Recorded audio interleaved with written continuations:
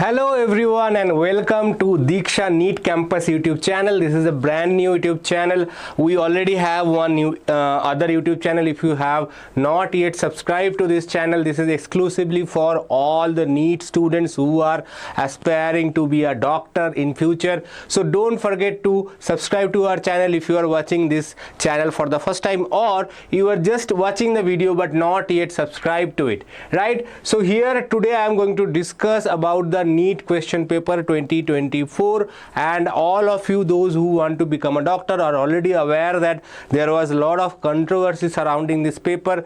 A lot of things happened in the question paper, and there was one question which was revisited multiple times, and after Supreme Court verdict the question was answered, right? So we will see all the questions, everything in this video. And if you want to take advantage of our 25 years of experience of across Deeksha campuses, all the experienced teachers, they are providing you 5 absolutely free mock tests. Okay, they are very good, and they are made not by me, they are made by 25 people of having 25 years plus experience.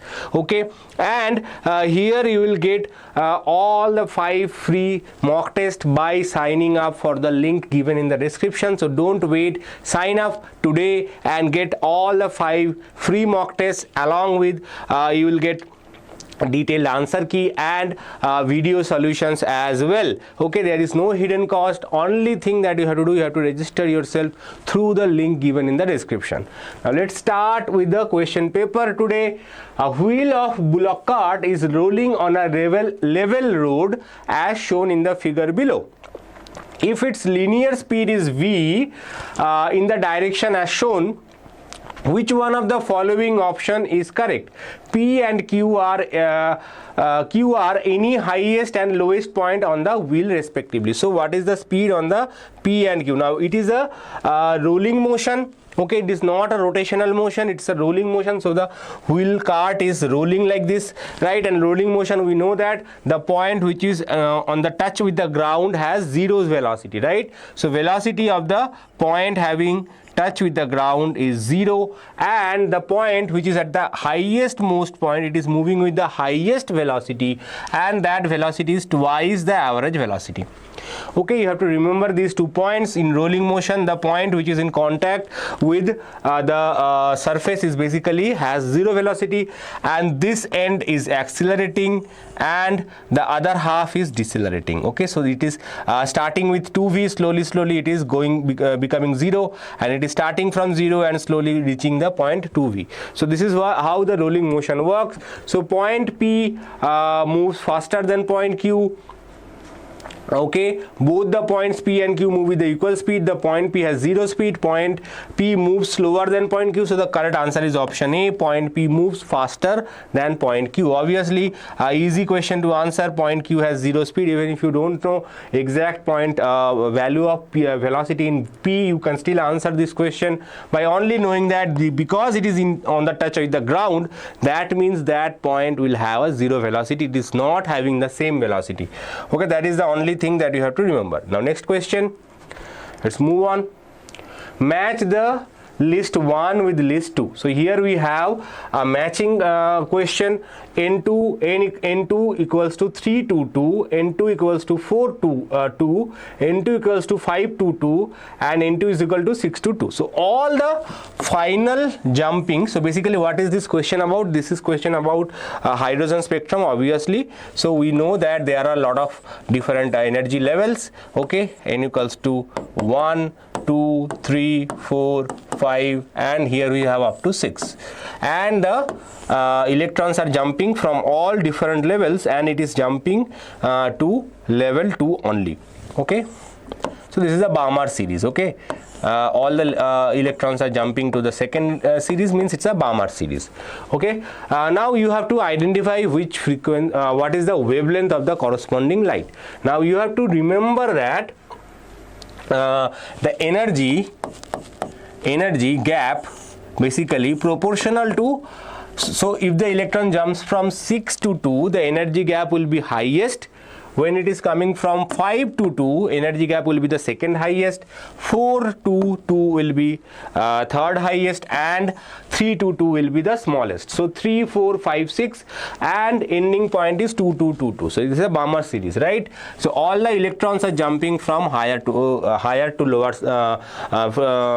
level, so that you are getting some waves back in action. Now you don't need to use any equation to solve this question. You can use the equation. Obviously Rydberg constant is there. There are some shortcut methods regarding that also, but this question you can answer even without doing any mathematics. You know that mathematics is a little tricky, so if you want to use mathematics, that will take some long time to solve this question. But if you know some trick to answer this kind of question, it is very, very easy. So as I said, the energy gap is basically depends on highest level to lowest level. Okay, so this will have the highest energy, this will have the second highest energy, this will have the third highest, this will have the lowest energy. Now energy is what? Energy is basically inversely energy is equals to, suppose the frequency of light is h nu, then change in the energy from Bohr's law we know that change in energy is h nu, or this is basically hc by lambda. So the wavelength is inversely proportional to the change in energy. So whoever will have the highest energy difference, that will have the lowest possible wavelength. Okay, so who has the highest energy? I said this one has the highest energy. So this should have the lowest wavelength. What is the lowest wavelength in this? So the lowest wavelength is this.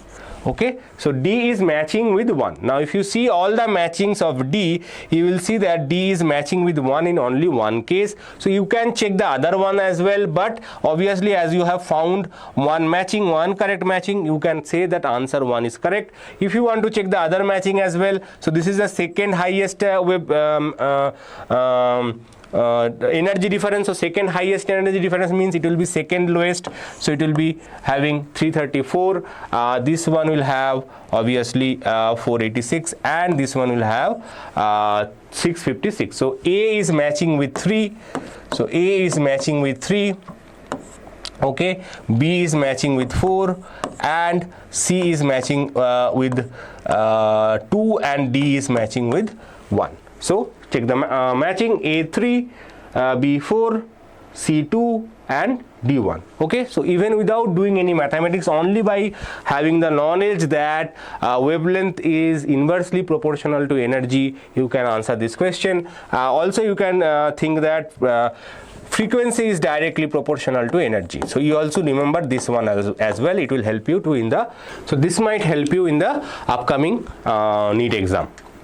Now next question: thermodynamic system is taken through the cycle A, B, C, D, A. The work done by the gas along the path BC. So along the path BC. Now we know that work done is what? Work done is basically P dV. Now let's see what is dV over here. So P is changing. So P is changing, but you see that volume is constant.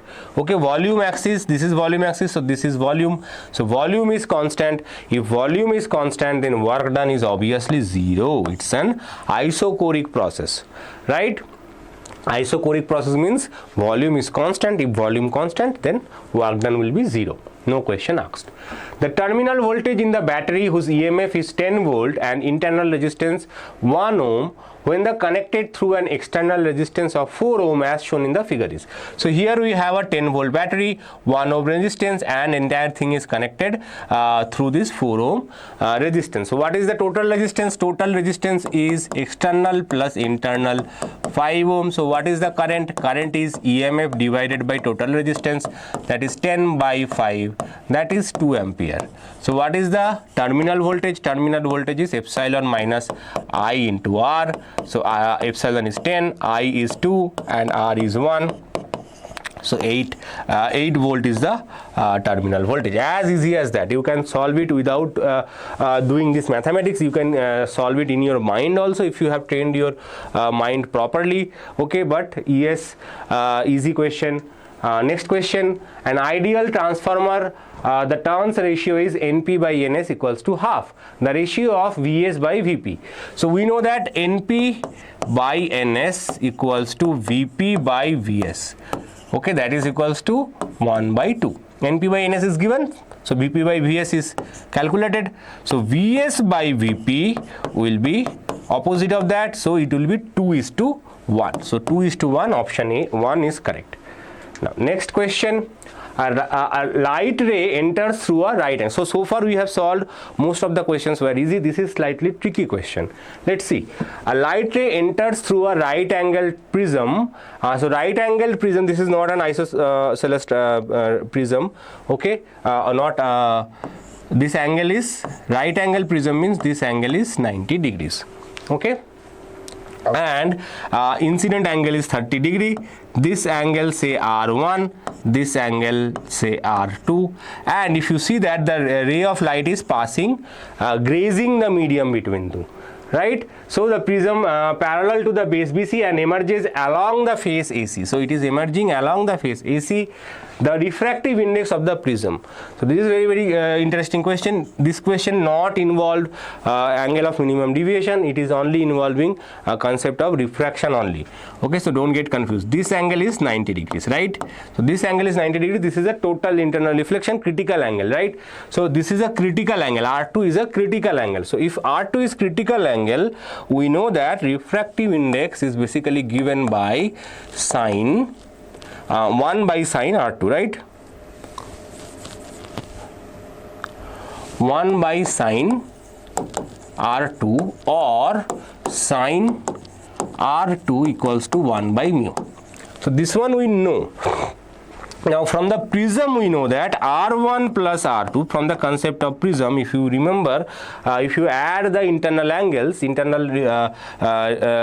of refractions, you will get this is equals to the angle of the prism, 90 degrees. That is very handy. So R2 is basically 90 minus R1. Okay, this will come handy. So what is R2? R2 is 1 by mu. So let's put that value of R2. We want to find R1. Why we want to find R1? I will show you in a while. So it will be 90 minus R1 equals to 1 by mu. So what is sine 90 minus R1? That will be nothing but cos R1. So cos R1 is 1 by mu. Okay, now cos, in case of Snell's law, we want to find sin I by sin R. So sin I by sin R, that's why we are trying to find everything in terms of R1, right? Now R1 again has a sin I. In Snell's law, we are using sin, not cos. So we have to convert this into sin. How to do that? We will take help of the trigonometry, which is basically 1 minus 1 by mu whole square, right? Or it will be mu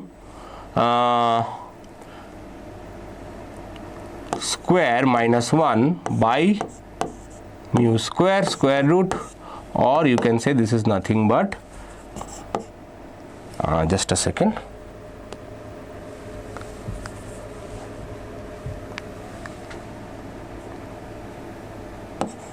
Mu square minus 1 by mu. Okay, so this is the sin R. Now we know that mu is basically sin I for this surface. Now we will apply the same thing in the first reflection point. So here incident angle is 30 degrees, which is given sin I by sin R, okay, equals to mu from Snell's law. So what is the value of mu? Mu is equal to sin I is half and sin R is equal to mu square minus 1 whole divided by mu, or it will get inverted. So mu will go up, so mu cancels. So what you get? You get mu square minus 1 to the power half equals to half. How you get? You do the cross multiplication. Okay, half I kept it on the right hand side. I took the square root of mu square minus 1 and make it to the power half. So that now we have to do the square. So if we do the square, we get mu square minus 1 equals to 1 by 4, or mu square equals to 1 by 4 plus 1. So this minus 1 goes to other side. So it becomes 5 by 4. So mu becomes root 5 divided by 2. This is the value of mu. Root 5 divided by 2. Option one is correct. Clear? Now next question. The quantities which have same dimensions as those of solid angles are stress and angle, strain and arc, angular speed and stress, strain and angle. Now you have to remember that solid angle, okay, is a dimensionless quantity. Okay, so as angle, normal angle and solid angle, both are dimensionless quantities. Okay, those are used because we require to use them, right? So they are basically steradian, they are all dimensionless quantities. So you have to basically identify which of them are dimensionless quantity. Now angular speed is not a dimensionless quantity, so either it will be arc is also not a dimensionless quantity. It is basically length, right? So what are the dimensionless quantities? Stress is also not a dimensionless quantity. Stress is force by area, which is same as pressure. Strain, on the other hand, is a dimensionless quantity. Strain is delta L by L, which is a dimensionless quantity, and angle is also dimensionless quantity. So correct answer is option 4. So even though the answer options are very close and you might confuse between the question, you have to identify the exact physics of the questions. Physics is that solid angle is a dimensionless quantity, so you have to identify all the quantities which are dimensionless. That's it. Now next question. A thin flat circular disc of radius 4.5 centimeter is placed gently over the surface of water. If the surface tension of water is 0.07 Newton per meter, then the excess force required to take it away from the surface is. So we have a thin circular disc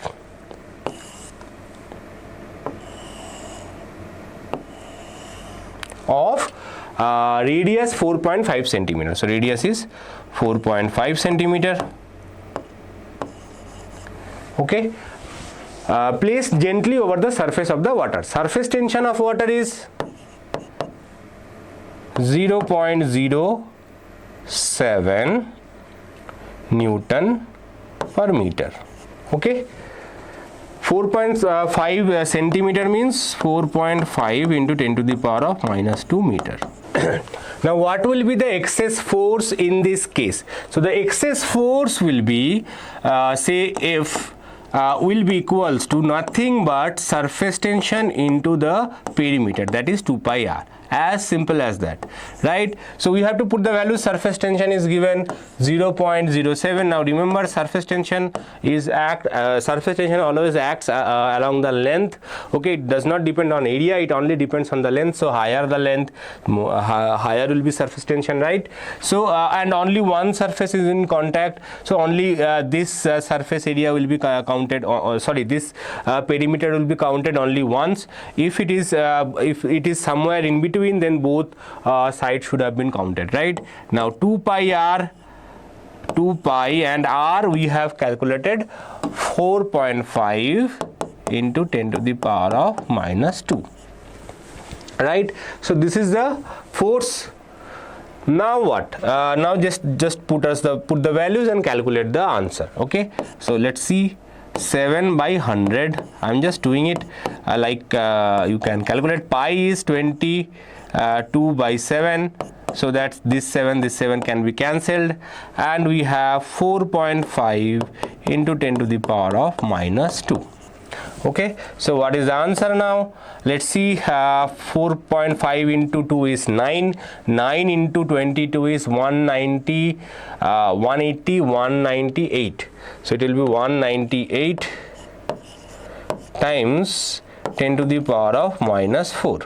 So 198 times 10 to the power of minus 4, or this much Newton. Okay, obviously this is everything is in SI, so the force will be in newtons. Now what will be now you have to adjust it, so it will be 19.8 into 10 to the power of minus 3 Newton, or minus 3 means millinewton. Okay, so the answer is 19.8 millinewton. right? The correct answer. Now next question. Okay, this is an assertion and reason based question. Given below are the two statements. One is labeled as assertion and the other is labeled as reason. Assertion, the point V at any axis. So in the assertion and reason based question also they have started giving you small numerical type of questions. Okay, without doing the numericals you cannot say whether the assertion is correct. So the potential V at any axial point at 2 meter distance r from the center of the dipole moment vector P of magnitude 4 into 10 to the power of minus 6 coulomb meter is plus minus 9 into 10 to the power of minus 3. Reason, potential is given by plus or minus 2p 4 pi epsilon naught by r square. Now don't worry about this plus or minus sign, this is about electric potential. So if you consider one side is positive, another side will be negative, so plus minus sign is valid because this is a generalized formula, right? So don't reject the question based on the fact, okay, in the book I have read only about plus or plus sign, because in the book the formula was given as V equals to P cos theta divided by 4 pi epsilon naught r square. Okay, the formula was P cos theta, right? So definitely you can say that reason is not correct. So reason is not correct because here they have given 2p. The formula is not 2p but P cos theta. Now the maximum for axial point when it is on the axis, okay, this is general formula. This is the general formula for potential on any point, right? P cos theta by 4 pi epsilon naught r square. Now if it is on the axis of the dipole, then theta can be either 0 or theta can be either 180 degree. Okay, if theta is 0, cos 0 is positive, and if theta is 180 degree, cos pi is minus 1, so that will be plus or minus based on the value of theta, 0 one side or pi on the other side. Okay, so 0 means suppose on the this side, so P and point are on the same side, and P and the point if they are on the opposite side, then it will be 180 degrees. So based on that plus and minus sign coming, so plus and minus sign is fine. Okay, don't ignore, don't neglect the answer saying that okay plus or minus sign, both of them has plus or minus sign, that means they must be incorrect. No. Now let's put the value. So either 0 or pi, so both cases magnitude, we will calculate the magnitude, that is what important. So magnitude is basically when we are assuming theta is 0. So P, what is the value of P? P is given 4 into 10 to the power of minus 6. 4 into 10 to the power of minus 6. Now 1 by 4 pi epsilon naught is our constant K, which is nothing but 9 into 10 to the power of 9. We will directly put it, and here we have distance r square. Distance is given here 2 meter. So 2 meter square means 4. So 4 cancels, and we get 9 into 10 to the power of 3. So is it 9 into 10 to the power of 3? Yes. So 9 into 10 to the power of 3 is correct. So assertion is correct, but reason formula is wrong. So obviously assertion is true, but reason is false. So option 2 in this case is correct. Next question. In a uniform magnetic field of 0.049 Tesla, a magnetic needle performs 20 complete oscillations in 5 seconds. As shown, the moment of inertia of the needle is 9.8 into 10 to the power of minus 6 kg per meter square, kg meter square. If the magnitude of magnetic moment of the needle is x into 10 to the power of minus 5 ampere per meter square, then the value of x is. Let's see. So what is the formula for time period of oscillation in a external magnetic field? The time period formula is 2 pi square root of I divided by mb. Okay, here I have seen students, they remember this formula and they say that I is current, m is mass, b is magnetic field. Most students identify, but other things they completely forget what is it. So I is moment of inertia. Okay, it is moment of inertia, and m is the magnetic moment of the needle. Okay, magnetic moment of the needle we are trying to find. Now here also you have to remember that time period is basically time to complete one oscillation. Here 20 complete oscillation in 5 seconds. Okay, 20 oscillations in 5 seconds. So one oscillation is 5 by 20, that is 1 by 4. So time period is 1 by 4 equals to 2 pi square root of I by mb. Now how to find m? We have to square both sides, obviously. That's why there is a pi square here in the answer, right? So 1 by 16 equals to 4 pi square times I by mb. Okay, now m, we are trying to find m, so m equals to 4 pi square into 16 into I. What is the value of I? I is 9.8 into 10 to the power of minus 6. And what is B? Magnetic field B is 0.049. So 0.049 means 4.9 into 10 to the power of minus 2, right? Why I have written it like that? Why I have not taken 49 completely? 4.9, that is I have shifted the decimal to 2 points. That's why 10 to the power of minus 2, because 4.9 can be cancelled with 9.8 as 2.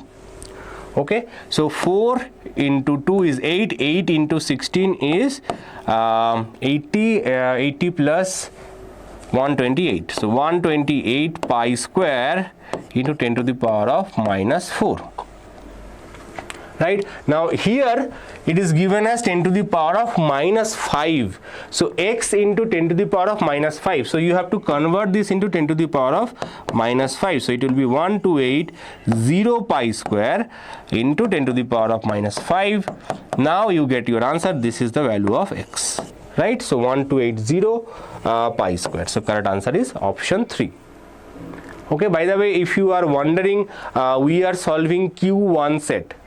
So we are solving NEET paper R1. Okay, so if you are wondering which paper I am solving, the paper is R1. So questions are same, the order is different from different papers, and in some cases the option orders are also different based on the which paper you are solving.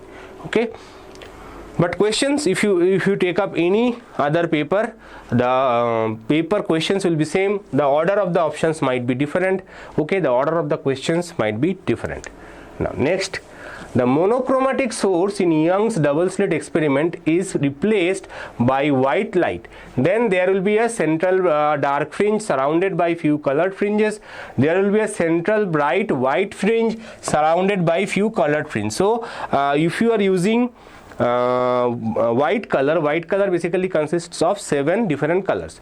Now for the central fringe, the path difference is 0 for all colors. Okay, so the central fringe will be bright white spot, and there will be few scattered color you will get, but most of them then you will get nothing equally bright. There will be not super cool interference pattern that we are used to see. You will not get that. Now next, there are two statements. Statement 1, atoms are electrically neutral as they contain equal number of positive and negative charges. Correct statement. And atoms of each element are stable and emit their characteristic breakdown. Now this is the part where there is a lot of controversy. This is the most controversial question of 2024. The exam results were held off for some time because of this question. Why? Because it is mentioned that in the statement 2, atoms of each element are stable. Okay, atoms of each elements are not stable. Okay, there are only few elements which are stable. For up to 84 number of protons, the atom is stable. Beyond that, that is I think bismuth is the range. Up to bismuth, everything is there is at least one stable atom can be found, but after bismuth everything are unstable. Okay, and even in fact in the lower state also, if you consider the isotopes, there are a lot of isotopes, and isotopes are also atoms, right? You cannot ignore isotopes saying that okay, these are not primary atoms. Why not consider them? For example, C14 that we use to measure the age of the trees, they are also isotopes, and they are also radioactive. Okay, radioactive means they are not stable. So you cannot say that atoms of each element are stable. Okay, even though they emit their characteristic spectrum, but not necessarily they are stable. Okay, so this part, that is why after Supreme Court hearing they changed it. Initially they said both statements are correct, but after the hearing they said no. In fact, initially they said we will give marks if they write both statements are correct, or statement 1 is correct, statement 2 is false.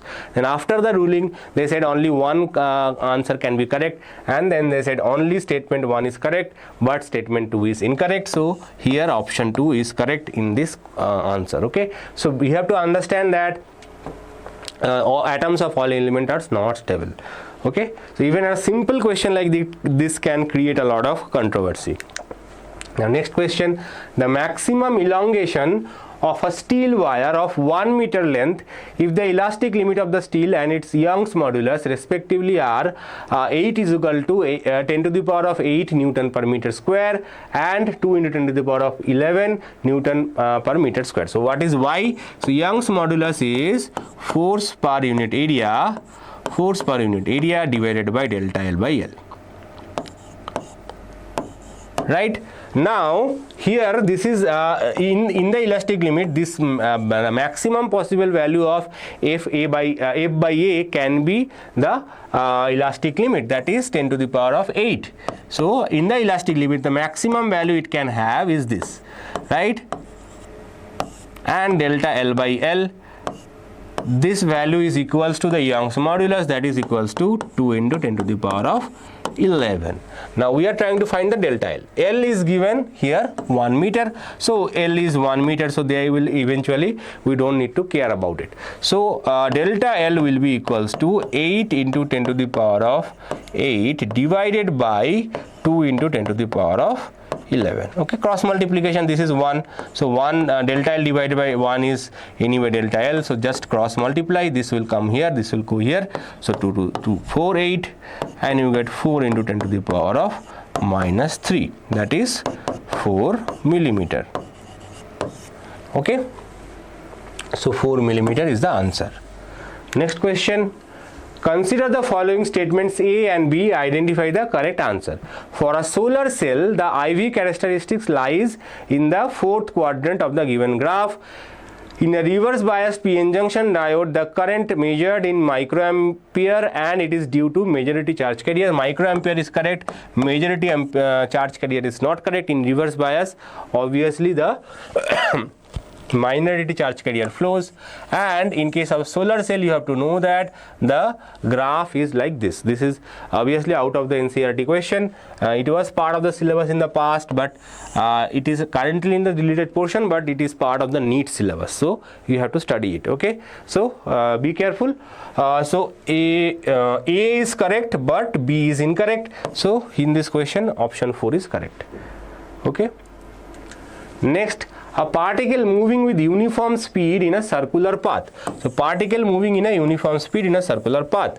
Constant acceleration, constant velocity, but varying acceleration, varying velocity and varying acceleration.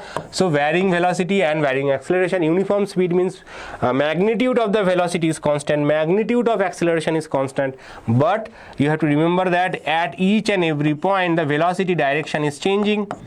Velocity is a vector quantity, so you cannot say that velocity is constant, magnitude is constant, but here nowhere in the statement they have mentioned magnitude, and acceleration direction is also changing. Okay, acceleration is always towards the center, so direction of velocity, direction of acceleration is changing. That means the velocity and acceleration are changing because they are vector quantity.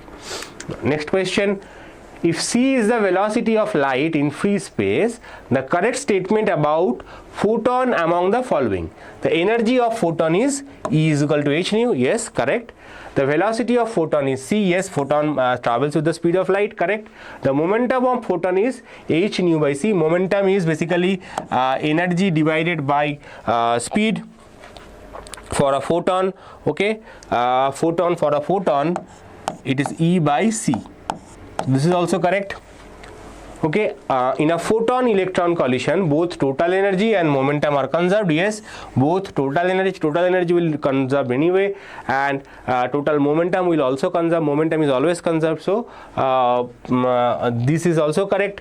Photon possesses positive charge. Photon does not possess any charge. It's a neutral object, a neutral particle. Okay, so basically A, B, C, D, all four are correct, but E is not correct. So A, B, C and D only. So option A is correct for this question. Now let's move on to the next question. Two bodies A and B of same mass undergo completely inelastic one-dimensional collision.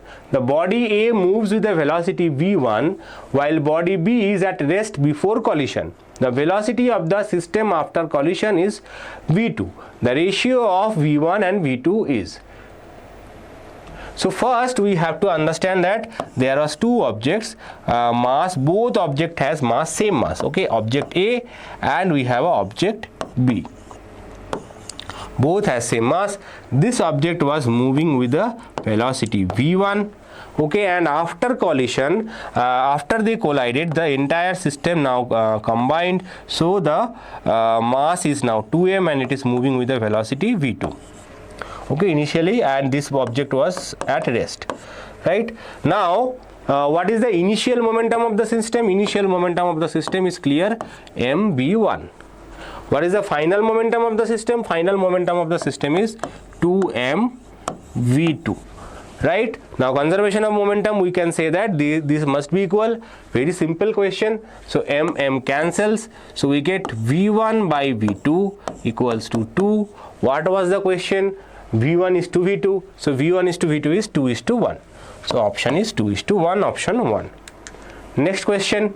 The graph, which is the variation of 1 by lambda square and its kinetic energy E, where lambda is de Broglie wavelength of a free particle. Okay, now let us understand what is lambda is. So de Broglie wavelength lambda is h by p, right? So de Broglie wavelength is given by h by p, or what we can say that what is momentum? Momentum is nothing but square root of 2m ek or 2m e, kinetic energy here, because kinetic energy is represented by e, so I am writing the formula with e. Now if you take the square root, if you take the square both side, you get square is equal to h square by 2m e. Now these are all constant. Okay, so what is 1 by lambda square? So 1 by lambda square is equal to 2m by h square into e, right? Now so 1 by lambda square is basically proportional to the energy, kinetic energy E. So they are directly related, so it will be a straight line. Okay, directly proportional means it will be a straight line. Okay, and if they are inversely proportional, the graph should be like this. Okay, inversely proportional means this and directly proportional means this. Now based on if this is a parabolic equation, it can be parabola, these are parabolas, but in case of parabola, if you are considering one side, this is already squared. In case the relationship does not have squared, then it can, other options are possible. So in this case option 3 is correct answer. Let's see question number 19. An unpolarized beam strikes a glass surface at Brewster's angle, then the refracted light will be completely polarized. Both the reflected and refracted light will be completely polarized. The reflected light will be completely polarized, but the refracted light will be partially polarized. The reflected light will be partially polarized. So what is Brewster's angle? Brewster's angle is a concept from polarization. So if there is a light falls medium at some particular angle called Brewster's angle, okay, there is a relationship. I am not going into that detail. So the light after reflection becomes completely polarized.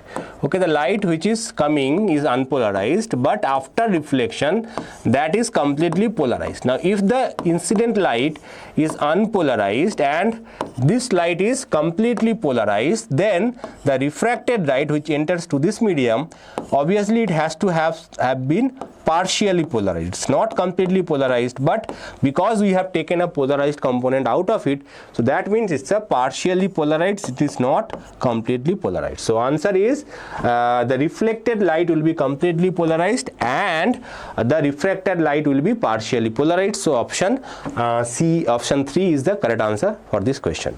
At any instant of time t, the displacement of any particle is given by 2t minus 1 in SI units. Under the influence of force 5 Newton, the value of instantaneous power is, okay, so displacement is given by this, okay. Now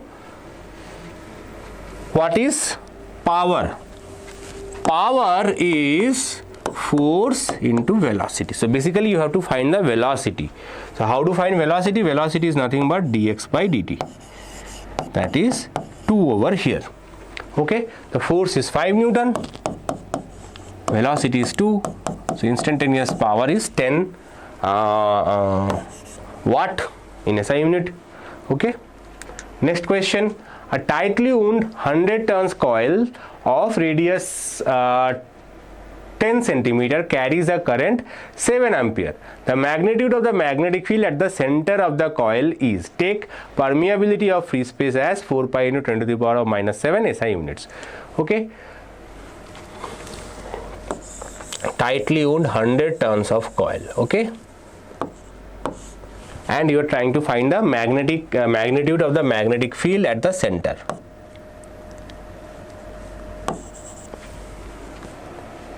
Current is given by 7 ampere, radius is 10 centimeter.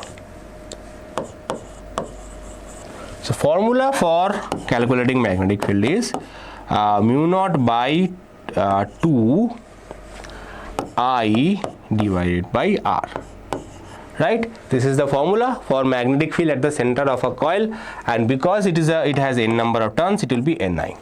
That is the main thing. So what is mu naught? Mu naught is 4 pi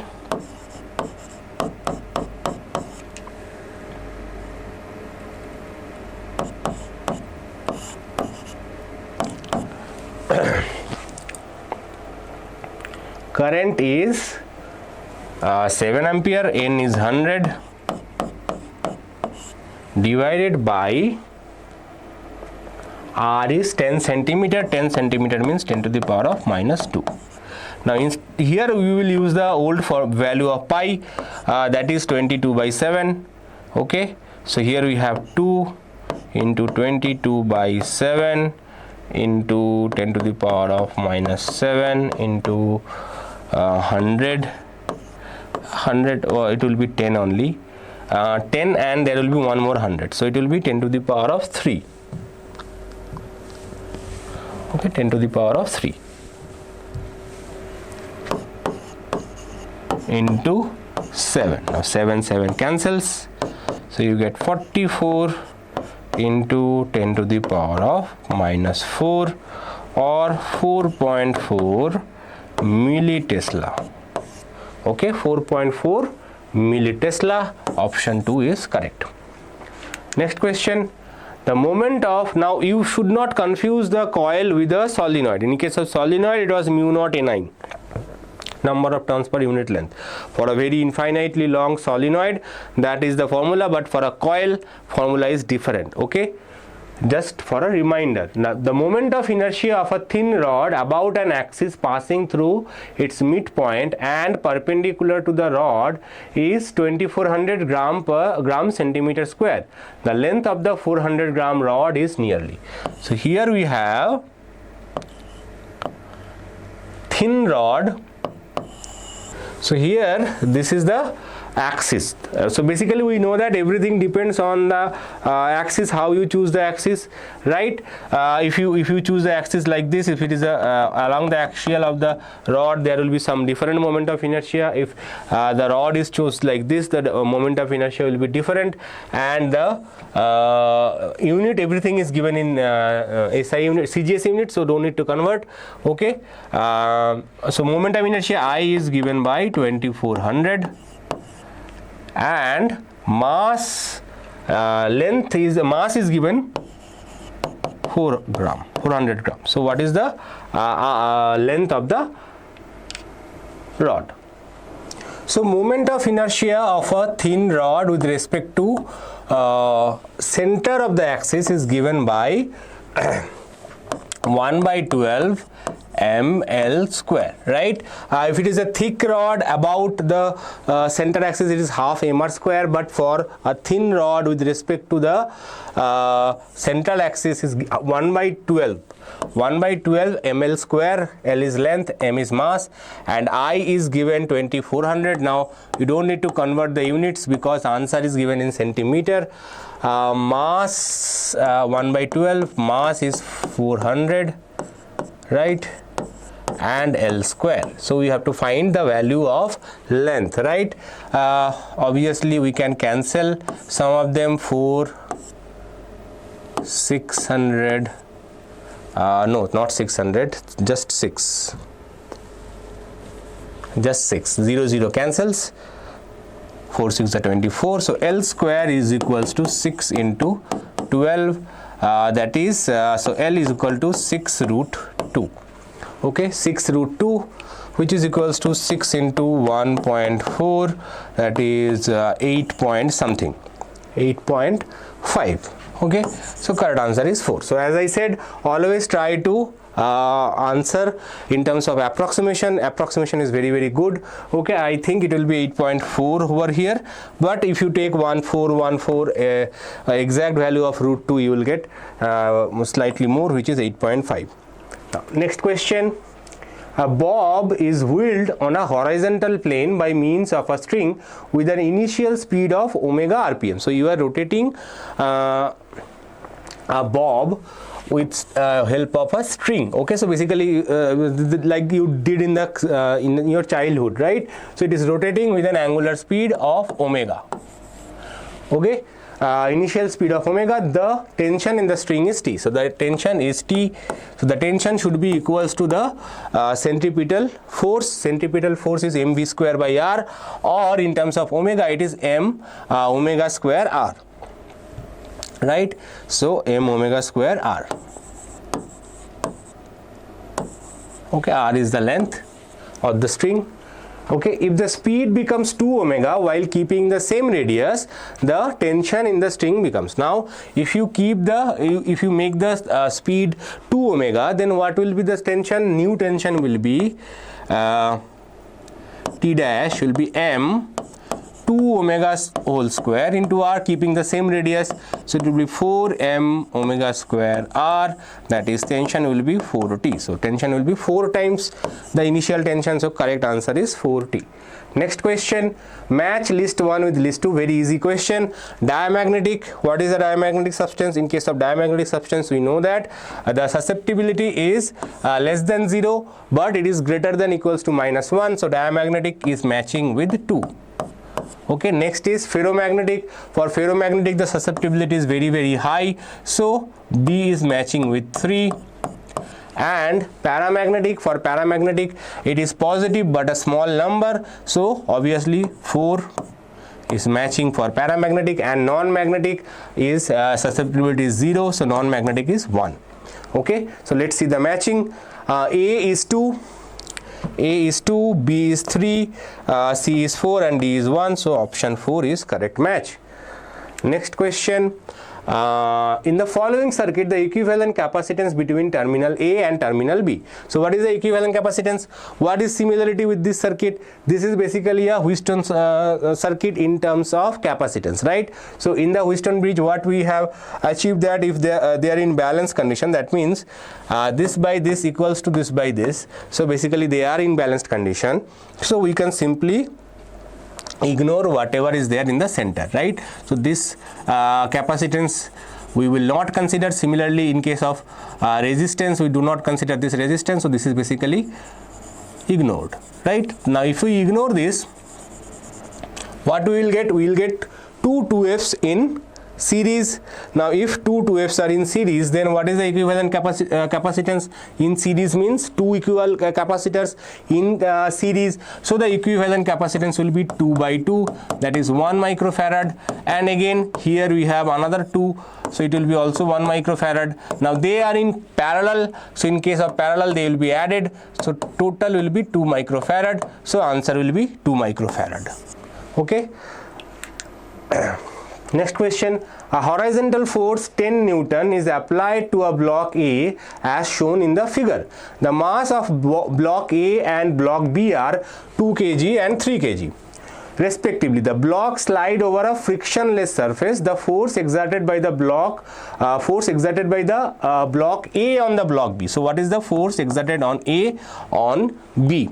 Okay, so how to solve that? First of all, total force is 10 Newton. So what is the acceleration of the system? So acceleration of the system is 10 divided by total mass, that is 5. So that is 2 meter per second square. Okay, now what will be the force on block B due to A? The same force will be exerted on A by B, right? So this block will also accelerate with this, and this block will also accelerate with this. Now what will be the force on A on B? The same force will be B on A. Now you can apply the concept of force acting on the object A, free body diagram of object A, and you can calculate it, but there is a shortcut method for this concept, that whoever is on which you are trying to find the force on, you cover whatever is on the left hand side, and whatever is on the right hand side you calculate. This is the acceleration, this is the mass, so whatever is the force acting on it is basically given by 3 into 2, that is 6 Newton. So 6 Newton is the answer. As simple as that. You can try the free body diagram if you wish to. So let's see the free body diagram problem as well. Only in case of free body diagram we will consider object A. So the force acting on object A is 10 Newton, and it is applying some force on B, which is Fa. Okay, and it is accelerating with the acceleration of 2, right, and its mass is 2. So who is bigger force? This is applicable, this is the direction of motion. Okay, so what is the equation of motion? 10 minus Fa must be equals to Ma. Okay, sorry, in this case we have to consider not Fa, but whatever force acting on A due to B. So that is the same force as Fa, right? Reaction force. So this is on the opposite side. So 10 minus Fb is Ma. Ma is 2 into 2, that is 4. So Fb equals to 10 minus 4, that is 6. So this is an easy question, but in case of longer mass chain, longer number of masses, this is the easiest shortcut formula. Okay, now let's move on to the next question. So we have a element X. Okay, it is emitting an alpha particle first, then a positron, then a beta particle, and then an electron. Okay, now I don't know what is the difference between beta minus an electron. This should be the same thing, right?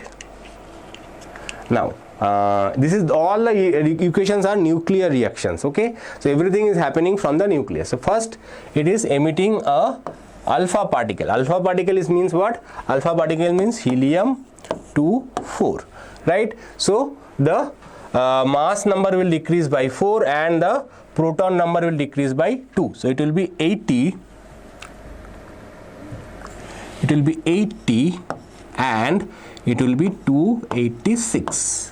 Okay, next it is emitting a positron. So a positron emission means the mass number will remain same, 286. Okay, but the proton number will be decreased by 1, so 79. Now it is emitting a beta particle. Again, beta particle means the mass will remain same and the proton number will increase by 1, so it will become 80. Again, it is emitting an electron, which is nothing but another beta particle, so the mass number will remain same and it will increase to 81. Okay, so 286 and 81 is the correct combination. So option 3 is correct for this given question. Next, in a vernier caliper, n plus 1 division of vernier scale coincides with n divisions of the main scale. If 1 MSD represents 1 MSD means main scale division, smallest main scale division is called MSD, represents 0.1 millimeter, then the vernier constant in centimeter is. So very interesting question. Okay, which question you are solving? This one. Now so we know that how to solve it. So first of all, you have to remember that n minus 1 coincides with n plus 1, coincides with n number of division divided by n plus 1 times MSD. This is the formula. Okay, so it will be 1 by n plus 1 into MSD was what? MSD is 1 millimeter, 0.1 millimeter. 0.1 millimeter means 0.1 into 10 to the power of minus 3. Okay, centimeter. We are trying to find in centimeter, right? So centimeter will be 10 to the power of minus 1, not minus 3. 10 to the power of minus 3 is in meters, right? So answer will be definitely 1 by 0.1 means 10 to the power of minus 1, and there is already 1 10 to the power of minus 1. So 10 to the power of minus 2 n plus 1, or it will be 1 by 100 n plus 1. Okay, so this is a practical based question. So this type of practical based question might come this year as well, right? This is the answer. Now next question. If x equals to 5 sine pi t plus pi by 3 m represents the motion of a particle executing simple harmonic motion, the amplitude and the time period of motion are respectively. So I don't know why they ask this question. Amplitude is obviously 5 meter. This is amplitude, so amplitude is 5 meter. So if you see that all the options have 5 meter, only time period of motion is what we are looking at. Now you have to remember that any particle executing SHM is given by a sine omega t plus phi. Okay, omega t is the angular frequency, so we have to find the time period from angular frequency. The angular frequency is given by pi, right? And what is time period? Time period is nothing but 2 pi by omega, right? So time period is 2 pi by omega, or 2 pi divided by pi. Here omega is pi, as you can see from the comparison, so it will be 2 seconds. So 5 meter 2 second, option 1 is correct for this question. Now next is this is a very tricky question. In the above diagram, a strong bar magnet is moving towards solenoid 2 from solenoid 1. The direction of induced current in solenoid 1 and that in solenoid 2 respectively are through the directions. So here because it's a three-dimensional thing represented in two-dimensional way, the question is slightly tricky. So here you have to understand that the solenoid is like this. So the behind of the solenoid is coming from there, and then it is coming like this. So if you see it from here, okay, if you see it from this side, okay, so if you are watching from this side, so CD is this is C, this is D, okay. And if you are seeing this from that side, then obviously right side is B and left side is A. Okay, now you have to understand that when this south pole is moving towards this solenoid, a south pole is also induced. Why? Because it according to Lenz's law, it will oppose the motion. It will oppose the motion. And similarly here also, as the north pole is receding, moving away, so here also we will have a south pole formed, right? Now what is the polarity of south pole? So if a south pole is formed, the current flows like this. So current is basically here, it is flowing from D to C. Okay, and in this case current again another south pole, and current is moving from A to B. Okay, so it will be A to B and D to C. So A to B and DC. So option 4 is correct answer for this question. So this is tricky. A three-dimensional visualization is required to understand why it is D to C and not C to D. Okay, similarly here also you have to visualize it to understand that current is moving from A to B. Okay, this is south pole is clear. Okay, now next question. A logic circuit provides output Y as per the following truth table. So 0 0 1 0 1 0 1 0 1 1 1 0. So as you can see that this is similar to that of a NOT gate. Okay, this is similar to that of a NOT gate. Only thing is this A is creating a problem here, right? So 0 is 1, 1 is 0. Similarly 0 is 1, 1 is 0. NOT gate means what? So output is basically nothing but B bar, right? Or complement of B. So answer 2 is correct. So A is not required, that is just given to you as a distraction so that you waste your time. Now next question. A wire of length L and resistance 100 ohm is divided into 10 equal parts. The first 5 parts are connected in series while next 5 parts are connected in parallel. The two combinations are again connected in series. The resistance of the final combination. So total resistance was 100. It was divided into 10 parts. So each part will have a resistance of 10 ohm. Right now 5 of them are connected in series. So 5 of them are connected in series and 5 of them, remaining 5 are connected in parallel. So this is the shortcut formula when equal resistances are connected in parallel, R by N, right? And in case of series, NR. Now they are all connected in parallel again, right? Sorry, they are connected in series again, so it will be 50 plus 2, that is 52. So answer will be 52 ohm. Next question. The output Y of the given logic gate is similar to that of output of an A. So here it is a AND gate. Okay, if you are not familiar with gates, you have to remember this is AND, this is OR. Okay, now when one input is same goes twice, that means whatever output it is happening twice. So it is A dot A bar, that is A bar, and here also it is B plus B bar, that is B bar. Okay, now sorry, B bar, not vector B. Okay, so B bar. Okay, now again it is going through an OR gate. So it will be A bar plus B bar whole bar. So you have to apply the Boolean algebra, A bar double bar, B bar double bar. So plus converted into multiplication and the overall bar converted into individual bars. So double complement means only A and it is B. So what is this? A dot B, that is multiplication. Multiplication means it's an AND gate. Okay, AND gate multiplication, OR gate addition. Now next question. A thin spherical shell is charged by some source. The potential difference between the 2 points C and P shown in the figure.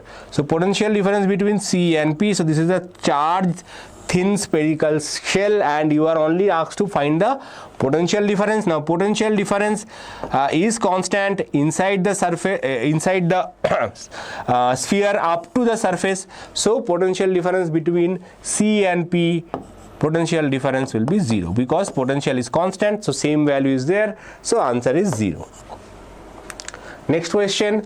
The mass of a planet is 1/10 that of Earth and its diameter is half that of Earth. The acceleration due to gravity at that planet. So let's say the acceleration due to gravity at that planet is g dash. Now what is the formula? It is g into mass of the planet. Mass of the planet is 1/10 that of Earth and radius of the planet is half that of Earth. Here m and r are mass and radius of Earth, right? So let's solve. So you will get 1/10 gm by r square into 4. So this 2 square becomes square and it goes up. So you get it is basically 5 and it is 2. So 2 by 5 gm by r square. This is the gravitational acceleration on Earth, that is g, right? So 2 by 5 into 10, that is 4 meter per second square. Now we have assumed this to be 10 for our calculation purposes. So correct answer should be 3.92, not 4.9. Okay, 3.92, slightly less than 4 because we have approximated this value to be 10. Now part B, section B, the minimum energy required to launch a satellite of mass m from the surface of the earth of mass m and radius r in a circular orbit at an altitude of 2r. Now altitude 2r means, remember that this is r, altitude 2r means this distance is 2r. Okay, so total distance is 3r. Okay, you have to remember this. Now first of all, you have to remember that on the surface of the earth, entire energy is potential energy. Okay, and potential energy formula is this is initial energy is minus gmm by r. Right, this is the formula for potential energy. Now as it moves to some altitude, it will not only have a potential energy, it will have a kinetic energy as well. Okay, and that energy, this is the initial energy. Initial energy itself is only potential energy, but when it is moving to a altitude, it is not only static because it is also moving, right? Now orbit means it is orbiting around the sun, so you can calculate the total energy to be minus gmm by twice the distance from the center of the earth. Okay, this is the total energy, this is the formula. The derivation you can check, it is there, I am not going to do that. So gmm by twice that of, what is the distance? Distance is 3r, so it will be 3r. Okay, so it will be minus gmm by 6r. So what is the difference in energy? The difference in energy, that much energy you required to supply, right? Minus gmm by 6r minus gmm by r. So you can take gmm by r as common and you can write this as minus 1 by 6 plus 1. Okay, so minus of minus is plus, so it will be plus, so you will get 5 by 6 gmm by r. Okay, so 5 by 6 gmm by r, so option 4 is correct for this question. Now next, a small telescope has an objective of focal length 140 centimeter and an eyepiece of focal length 5 centimeter.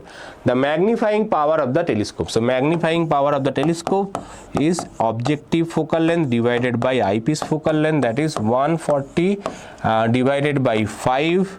So it will be 228. Okay, 28 is the magnification. Next question. The velocity time graph for the motion of a body is as shown below.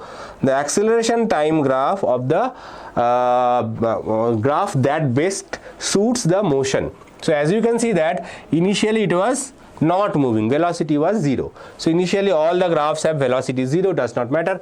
Now suddenly it starts accelerating. This means acceleration. The velocity is increasing. Velocity increasing means it is accelerating. Okay, then it becomes, its acceleration becomes 0. So its velocity is constant. Velocity constant means acceleration is 0. Then again its velocity starts decreasing. Velocity is decreasing means acceleration is negative. But in both cases increasing velocity and decreasing velocity, it is happening at a constant rate. That's why this is a straight line relation. Okay, it is not a curved relation, that means it is a straight line relation. So this is acceleration is constant. So acceleration is positive here it is 0, and here it is negative. Now if you see, only one graph gives you a negative acceleration. Everything else is giving you, this is only giving you negative acceleration. Okay, this is giving you some variable acceleration. Okay, acceleration is not variable, acceleration is constant. So only option 2 is correct for this question. So you can see that from between these two interval, acceleration is increasing, acceleration is constant. then it becomes 0 suddenly at this point, and then it becomes negative, so velocity is decreasing, so acceleration is negative. So option 2 is correct. Next question. Two heaters A and B have power rating of 1 kilowatt and 2 kilowatt respectively. Those two are first connected in series and then in parallel to a fixed power source. The ratio of power outputs for these two cases. Very, very interesting. So initially we know that power equals to V square by R. So power is basically inversely proportional to resistance. So suppose this is for first object. Now voltage is constant, so what we can say is that power of heater A divided by power of heater B equals to resistance of heater B divided by resistance of heater A. Okay, now if you see that power of 1 is given by 1 kilowatt and power of 2 is given by 2 kilowatt, so you can see what you can see that RA equals to 2RB. So resistance of first heater is twice that of the second heater. Now when they are connected in series, the total resistance is RA plus RB, that is 2RB plus RB, that is 3RB. Okay, and when they are connected in parallel, this is in series, and in parallel, what is the total resistance? Total resistance is RA RB divided by RA plus RB, right? That is 2RB into RB divided by 3RB. So it will be 2 by 3 RB. Now you have to find the power ratios of power series by power parallel will be resistance parallel divided by resistance series. Same formula from where we started, we are using the same formula twice. Okay, so power parallel is 2 by 3 and power series is 3, so it will be 2 by 9, so the ratio will be 2:9, right? So we started with this formula and we ended with the same formula, okay, without doing anything else. Next question. A force defined by F is equal to alpha t square plus beta t acts on a particle at a given time t. The factor which is dimensionless if alpha and beta are constant. Now this is a equation, so equation means it has to be dimensionally correct. So dimensionally correct means F equals to alpha t square plus beta t. That means dimension of force must be equals to dimension of alpha t square. Now I am not using the third bracket, you can use that, no worries. So alpha is basically dimension of F divided by dimension of time square. Similarly, dimension of F is also dimension of beta t, or dimension of beta is equals to dimension of F divided by t. Now which of the following is a dimensionless quantity? So you can see that alpha beta by t does not make any sense. So we have to check this one first, alpha t. It can be a dimensionless quantity because it is giving me some vibes. So alpha t is equals to F by t square into t, that is F by t. Now what is F by t? F by t is beta. So alpha t equals to beta, or alpha t by beta equals to 1. That means this is a dimensionless quantity. So we can say that alpha t by b is a dimensionless quantity. Okay, next question. A 10 microfarad capacitor is connected to a 210 volt 50 hertz source as shown in the figure. The peak current in the circuit is nearly. So what is the value of peak current? So let's see. First of all, you have to calculate the XC. XC is 1 by omega C or 1 by 2 pi nu C. Okay, what is the frequency? Frequency is 50 hertz. okay, and capacitance is 10 microfarad. So micro means 10 to the power of minus 6. So I always say that take that part above the equation because it will go up and become positive. So rest of the part will be still on the denominator. So 2 pi into nu, that means 50 hertz. In that 50 hertz case, I told you take this as 100 pi. So 100 pi into 10. So this 10 microfarad is still here, only micro part goes up. Okay, so 1 2 3 zeros, 3 zeros will cancel, so you get 1000 divided by pi. This is the XC. Okay, do not do the division right yet. Okay, so XC we have calculated. Now we have to find the current, right? So what is current? Current is basically, there is nothing else is in the circuit. So current will be 210 divided by XC. So it will be 210 divided by 1000 into pi. Okay, so what is pi? 210 by 1000. Don't worry. Okay, you don't need to use the pi 3.14. What we will use? We will use the older value, that is 22 by 7. So it will be 30. Okay, so one of the zeros will cancel and you will get 66 by 100, that is 0.66. So this is the RMS current. Why this is RMS current? Because in this case I did the correct calculation. So this is the RMS current because this value is RMS voltage, right? Now in the question they asked you to find the peak current. So what will be the peak current? So peak current is basically RMS times root 2, right? So 0.66 into root 2, that is 1.4 into 0.66. So it will be 0.6 into 6 is 24 plus it will be about 0.9. Okay, 0.9. So 0.93 is the answer. Okay, next question. A metallic bar of Young's modulus 0.5 into 10 to the power of 11 Newton per meter square and coefficient of linear thermal expansion 10 to the power of minus 5 per degree Celsius, length 1 meter and area of cross section 10 to the power of minus 3 meter square is heated from 0 degree to 100 degree Celsius without expansion or bending. The compressive force developed in it. So first of all, what is the change in its length? The change in its length that should have happened is basically the thermal expansion coefficient into the length into the change in temperature. Okay, now alpha is given by 10 to the power of minus 5. The length is given by 1 meter and temperature is given by, change in temperature is 0 to 100, that means 100 degree. Okay, so you will get this to be 10 to the power of minus 3. The change in the length should be 10 to the power of minus 3. Now that is being held down by the material. So Y equals to F by A divided by delta L by L. So we are trying to find the force, right? This force.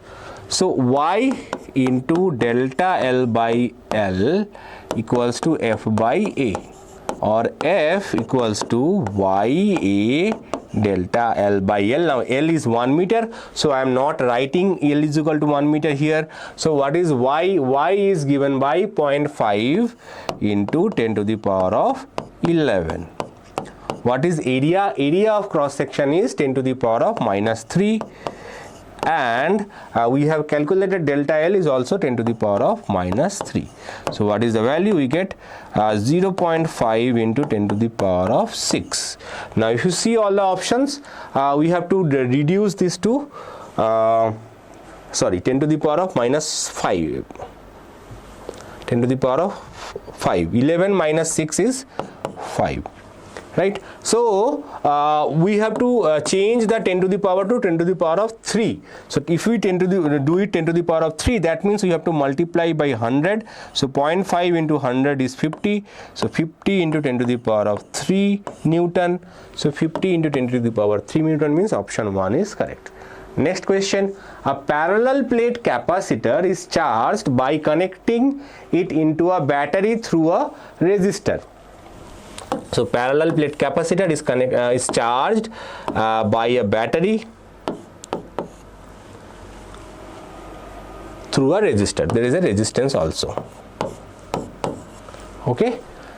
If I is the current in the circuit, then the gap between the plates, so I is in current in the circuit,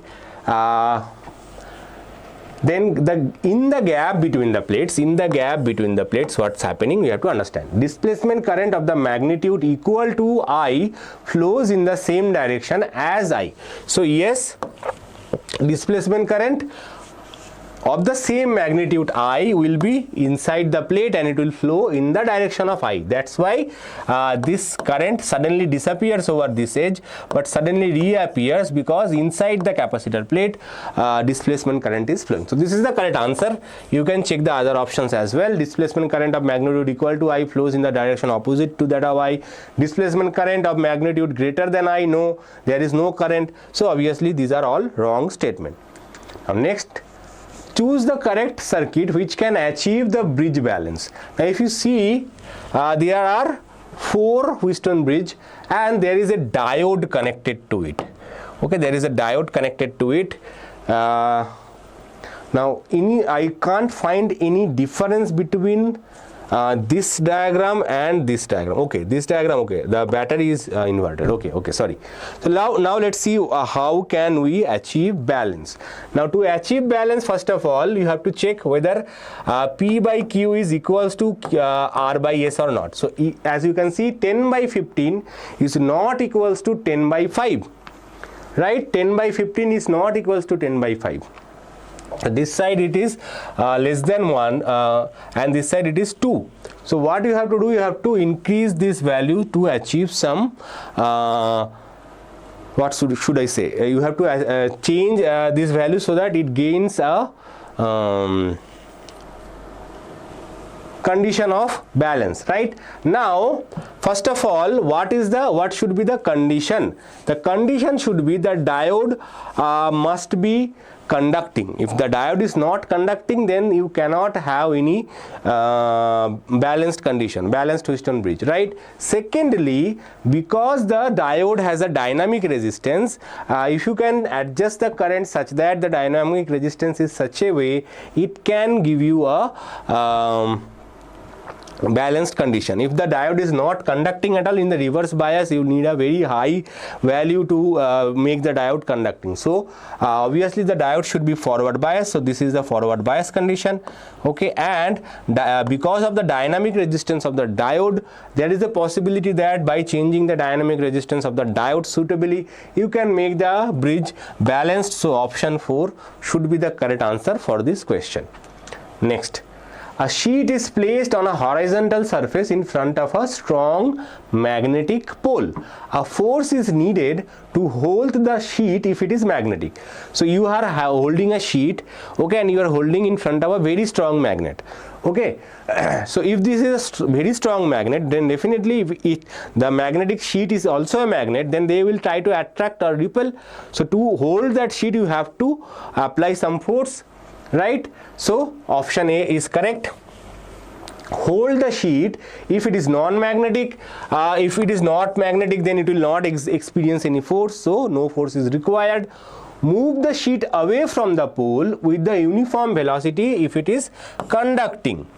Okay, so if you take the sheet away from the magnet with a uniform velocity, then what happens is that there is a current induced in that conductor. Okay, this is a conducting surface, right? This is a conducting surface, means there will be induced current in the conductor. So induced current will try to oppose the motion and it will try to stop always, right? So because it is trying to stop, that means you have to apply force to keep that motion continue. So in this case also you have to apply force.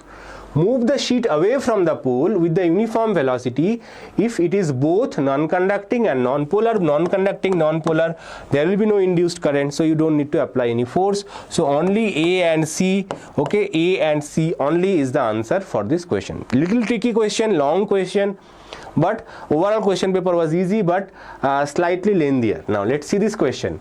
If the plates of a parallel plate capacitor connected to a battery are moved close to each other, okay, so what happens? you have a parallel plate capacitor, it is connected to a battery. Without removing the battery, they have not talked anything about the battery being removed, so I am assuming that battery is still connected. So the if the plates of the parallel plate capacitor connected to a battery are moved close to each other, if you bring the plates close, then capacitance increases. Capacitance increases means Q equals to CV. So if you increase C, V is constant, so charge stored in it will increase. So charge will increase, the energy stored in it is decreased. So what is the formula for energy stored? Energy stored is half C V square. Now V is constant. Now capacitance increases. Capacitance increases means energy stored increases, so energy not decreasing. Capacitance also increases, yes, because first of all you have to understand that C is equal to epsilon naught A by D. So if you decrease D, if you bring them closer, that means D is decreasing, then capacitance is increasing. The ratio of charge to its potential remains the same. So ratio of charge to its potential does not remain same, because that is capacitance, right? Q by V is capacitance, which is increasing. The product of charge and voltage increases. So charge and voltage is Q into V. Now Q is increasing, voltage is constant, so product of Q and V will increase. So what are all the correct statements? A, C and E. So A, C and E only are correct. So option 1 is correct for this question. Next, the following graph represents TV graphs, TV curves of an ideal gas, where T is temperature and V is the volume. Three pressures P1, P2 and P3 compared with those of Charles' law represented as dotted lines. So in that correct relation between pressure, so they have given you TV graphs and some random dots they have shown for pressure, and now they are asking which pressure is higher. How to solve that question? So we know that P1 V1 by T1 equals to constant, right? So from this point of view, either you can take either you can make pressure constant, or you can make temperature volume constant, or you can make temperature constant. Now pressure temperature constant, you can take that like this. So if the temperature is constant, okay, so if you if you make the volume constant, so this is say volume constant, so we see that P is basically proportional to temperature, right? P is proportional to temperature. Whoever has higher temperature has higher pressure. So in this case, if you can see that because P by T is constant, that means V is, if you keep V constant, then P by T is constant, that means P must be proportional to temperature, right? So who has higher temperature? P1. So P1 must be biggest pressure. Next is P2. P2 has middle level, so P1 greater than P2, and P3 has smallest pressure, and it should be P3. Okay, you can solve it by keeping volume constant as well, but in that case relation you can solve it using temperature constant as well, but relation will be opposite in that case. But anyway, answer will be remain same. So P1 greater than P2 greater than P3, option 3 is correct for this question. Next question. The property which is not of an electromagnetic wave traveling in free space is that the energy density of electric field is equal to energy density in magnetic field. I think options are missing for this question.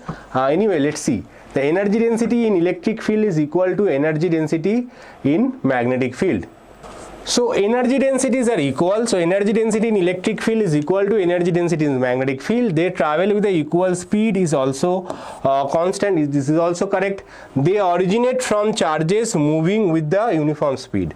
So they do not originate from the charges of uniform speed. So the wrong statement is option 3. This is the option obviously. Now let's move on to the second last question. An iron bar of length L has magnetic moment M, is bent at the middle of its length such that the two arms make an angle 60 degree with each other. The magnetic moment of the new magnet is. Very interesting question. So we had a magnet like this. Okay, suppose the length of the magnet is L. The magnetic monopole moment is small m. Then what is the magnetic moment? It is m into L. Now what you have done, you have bent it such that the angle between them is 60 degrees and they are bent from the middle of the magnet. So middle of the magnet means this length is L by 2